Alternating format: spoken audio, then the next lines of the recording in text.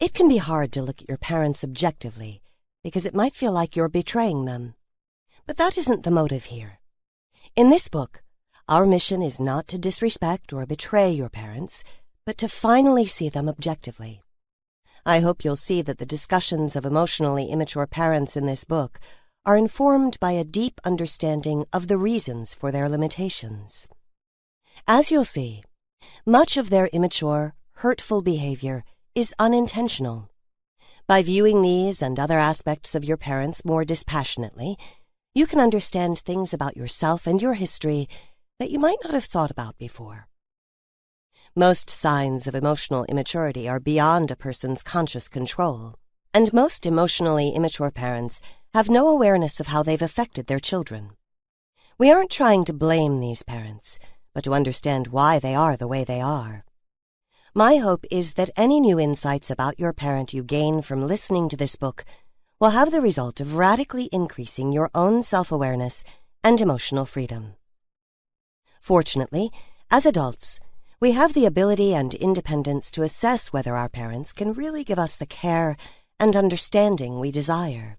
To judge this objectively, it's important to understand not just your parents' superficial behavioral characteristics, but also their underlying emotional framework.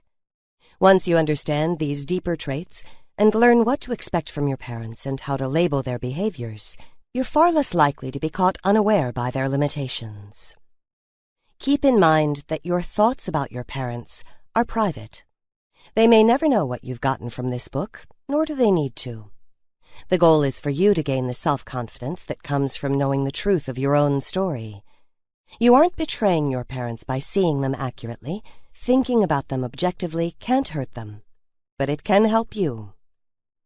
As you heard in the previous chapter, emotionally immature parents can have devastating impacts on their children's self-esteem and relationships in adulthood.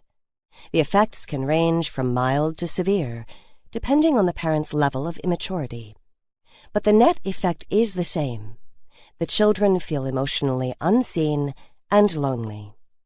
This erodes their children's sense of their own lovability and can lead to excessive caution about emotional intimacy with others.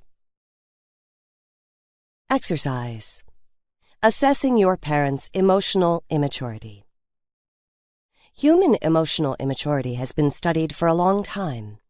However, over the years, it has lost ground to an increasing focus on symptoms and clinical diagnosis, using a medical disease model to quantify behaviors as illnesses suitable for insurance reimbursement. But in terms of a deep understanding of people, assessing emotional immaturity is often far more useful, as you're likely to discover when listening to this chapter and by completing this exercise. Go through the following statements and decide if any describe your parent.